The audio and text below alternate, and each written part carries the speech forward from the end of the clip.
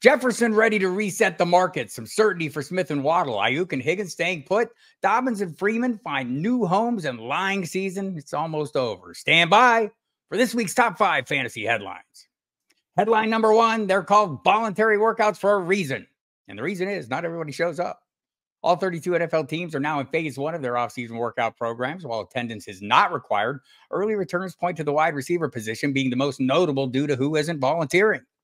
I hit on this in last week's top 5 fantasy headlines. You can replay that at your leisure.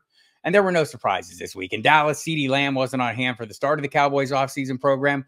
This was expected, just like it was expected Justin Jefferson wouldn't be on hand in Minnesota, as he's looking for a contract extension that's likely to set records for a receiver and perhaps any non-quarterback.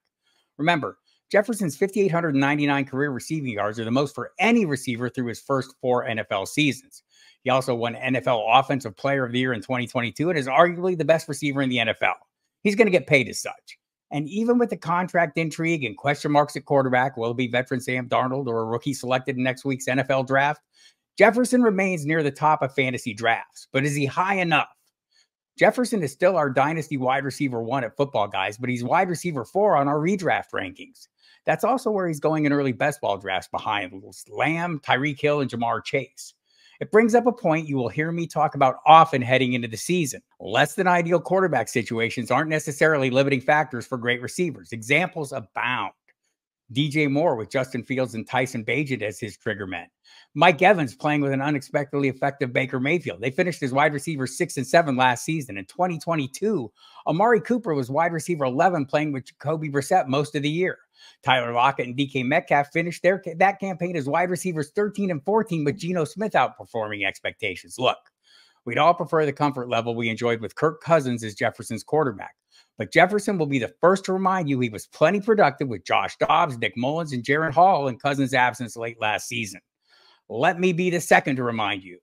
Jefferson ranked 3rd among all wide receivers in fantasy points per game upon return from injury in Week 14 last year, with Dobbs, Hall, and Mullins all getting snaps as his quarterback.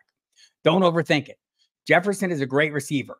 Eye-popping numbers and jaw-dropping catches have been the norm during his first 4 seasons as a pro. His remarkable abilities have earned him quarterback-proof status with me. Given all that, I find the opportunity to land Jefferson at a slight discount based on that touch of uncertainty very appealing. By the way, in addition to Jefferson and Lamb, Denver's Cortland Sutton and the Giants' Darius Slayton are also sitting out voluntary workouts. Headline number 2, Smith grabs his bag and Waddle is set up for his. NFL wide receiver 2's got some good news this week. It started when the Eagles and Devonta Smith agreed to a 3-year extension that keeps the wideout in Philly through the 2028 season. The deal is worth a reported $75 million, with $51 million guaranteed, making Smith just the 5th receiver in the NFL with a contract averaging $25 million or more per season, joining Hill, Devontae Adams, Cooper Kupp, and Smith's teammate A.J. Brown. Smith and Brown became the first receiver tandem in Eagles history to each reach 1,000 yards receiving in 2022, and they repeated that feat last season. Teamed with Jalen Hurts, they've helped fuel an offense that ranks 5th with 26.8 points per game over the past 2 seasons. Even playing second fiddle to Brown, Smith has impressed. He's one of only 7 receivers in the NFL with 175-plus catches, 2,500-plus yards, and 15-plus touchdowns since the start of the 2022 season. Meanwhile, Dolphins general manager Chris Greer said on Tuesday that Miami will exercise their 5th-year option on receiver Jaylen Waddle. Waddle, who had 72 catches for 1,014 yards and 4 touchdowns last season, has 251 catches for 3,385 yards and 18 touchdowns over his 3-year career. He is now set to make $15.6 million guaranteed this year, with Smith's deal setting Waddle up for a bigger payday down the road. As I look at all this, one thing stands out from a fantasy perspective: Smith's value. Hill and Brown are going in the first round of best ball drafts, as they should. Waddle, who finishes wide receiver 7 and 32 the last 2 seasons, is going next on both best ball 10s and underdog. Smith, who finishes wide receiver 10 and 22 the last 2 seasons, is the last of this group with a surprising wide receiver 25 average draft position on best ball 10s. If you're like me and value matters, Smith's going to be on a lot of your rosters. If you find this content helpful, I highly recommend getting the Football Guys Daily Update. The biggest stories in football summarized, explained, and delivered straight to your inbox every day.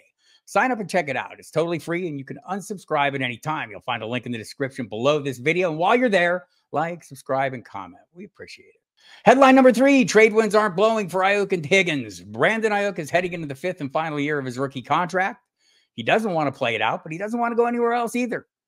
Aiyuk, who's set to make $14.1 million this season, is well aware that teammate Deebo Samuel received a long-term contract after only 3 seasons, and that Samuel averages $23.8 million a year when Aiyuk was far more productive in 2023. Still, Aiyuk hasn't asked the team to trade him, and that was the word from his agent on Sunday. Responding to a report on X that his client asked the 49ers to deal him, Ryan Williams of Athlete First suggested the reporter needs better sources. That said, Aiyuk has been speaking, albeit somewhat vaguely, through various social media actions and postings. Last Saturday, he unfollowed the 49ers on Instagram in what was only the latest in a series of veiled and not so veiled messages. He recently hit up Steelers coach and Aiyuk doppelganger Mike Tomlin on X, and also offered up a seemingly apropos adage in his Instagram stories, reminding us all that money talks and, well, BS walks. We also learned this week that T. Higgins anticipates playing for Cincinnati in 2024. Higgins requested a trade last month after Cincinnati placed the franchise tag on him.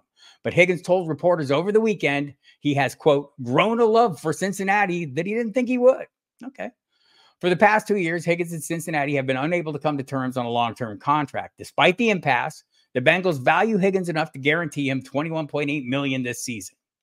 It's worth noting that Aiyuk is currently wide receiver 20 on the Football Guys 2024 rankings. Check the link below. And Higgins is wide receiver 23. For reference, Deebo Samuel is our wide receiver 21.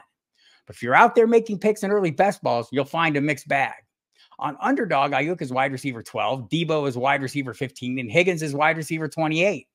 On Best Ball 10, Samuel's wide receiver 15, Aiyuk is wide receiver 20, and Higgins wide receiver 31.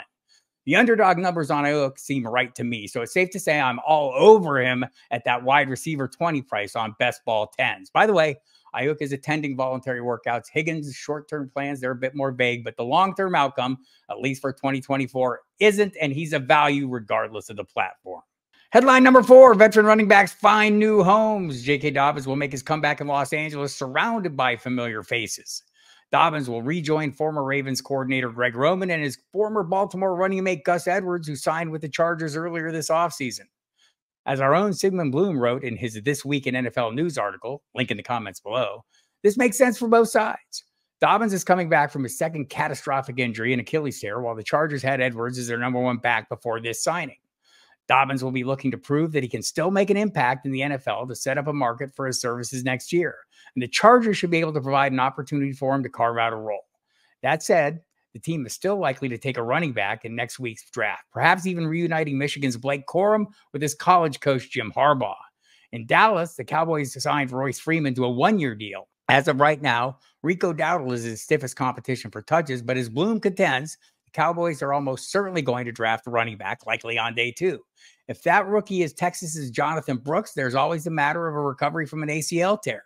Even if it's not Brooks, Bloom reminds us rookies aren't locks for immediate frontline roles. So Freeman could end up being relevant in fantasy leagues after reviving his career in Los Angeles with the Rams last season. The good news, of course, is both Dobbins and Freeman are free square plays, available in round 20 for the most part. I can think of worse for late round flyers. Headline number 5, lying season ends soon, but the Bills are still putting the work in. When Buffalo traded receiver Stephon Diggs to the Texans, it seemed all but certain the Bills would be looking for a #1 receiver in the first round next week. Brandon Beane, though, disputed that narrative on Thursday. The Bills general manager claimed his team doesn't necessarily need a true alpha receiver this season. Kindly point out this is a change from April 3rd, the day Diggs was shipped off to Houston. On that day, Beane promised to, quote, turn over every stone to replace the departed wideout. Clearly, Thursday's shift was more about advancing the team's strategic interests. Everybody expects them to be looking at receivers with the 28th pick overall, but it's also possible they'll have to trade up to get the player they want. So Beane's comments here were an effort to gain at least a little bit of leverage in potential trade talks. Of course, if I know this, it's safe to bet the other NFL teams know it as well. So the good news here, the lying season ends next Thursday. Draft capital expended will be the truth, just like cash spent in free agency is. That's it for me, Bob Harris. Football Guys will be focused on draft coverage next week, so I'll be back here with a new video in 2 weeks to keep you in the loop on the fantasy news that matters most, but also watch out for my fantasy notebook every Monday.